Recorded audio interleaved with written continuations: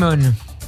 Bonjour Steve. Merci de nous rejoindre tous les vendredis. Vous êtes la directrice Europe de l'American Jewish Committee et vous consacrez votre chronique du jour à l'Autriche où un mur en hommage aux victimes de la Shoah a été inauguré. Oui, effectivement, ce voyage, je dois dire, a été pour moi chargé d'émotions et particulièrement intéressant. Comme vous dites, j'ai assisté notamment à l'inauguration effectivement de ce mur de noms de victimes de la Shoah de près de 65 000 hommes, femmes et enfants juifs autrichiens.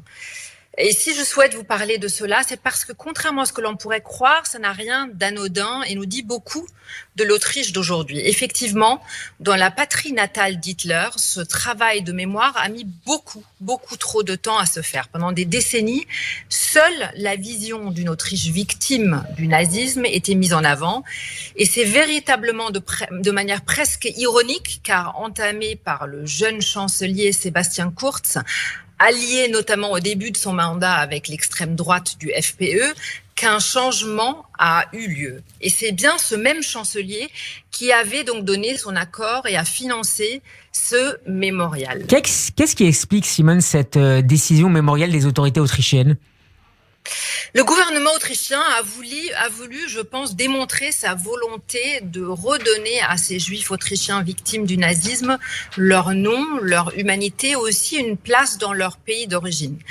Mais commémorer des juifs morts n'est, comme nous le savons, pas suffisant si on veut vraiment protéger les juifs vivants. Et c'est justement ce travail de fond que j'ai pu observer de près à Vienne. Ce travail de mémoire est aujourd'hui accompagné d'une politique globale de lutte contre l'antisémitisme et de la promotion de la vie juive pour les près de 10 000 juifs autrichiens.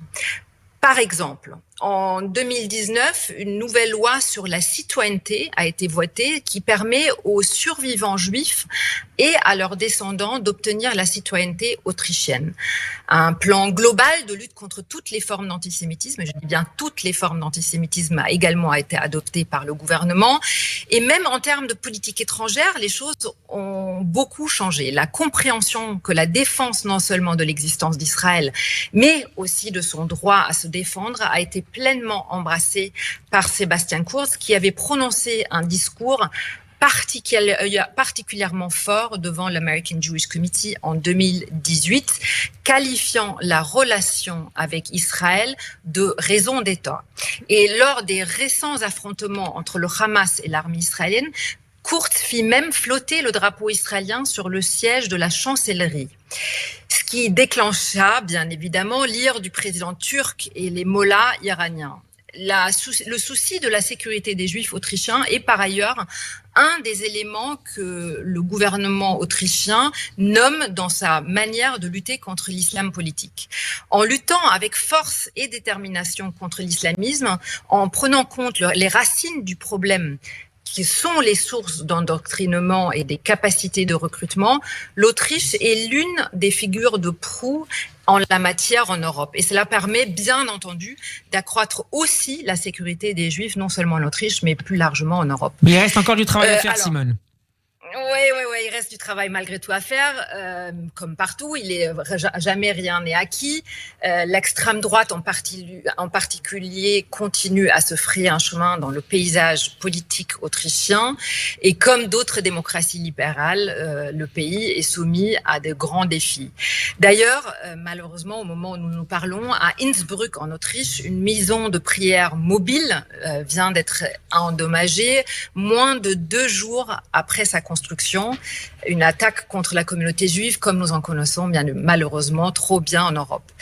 Mais malgré tout, ce qui a été si encourageant pour moi en tout cas de voir et à quel point avec une volonté politique, les choses, même celles qui se sont installées avec le temps, peuvent changer. Je veux donc profiter malgré tout de cette antenne pour saluer le gouvernement autrichien qui non seulement honore les noms aujourd'hui gravés pour toujours dans la pierre à Vienne, mais a fait de la lutte contre l'antisémitisme et plus largement de l'extrémisme une priorité nationale.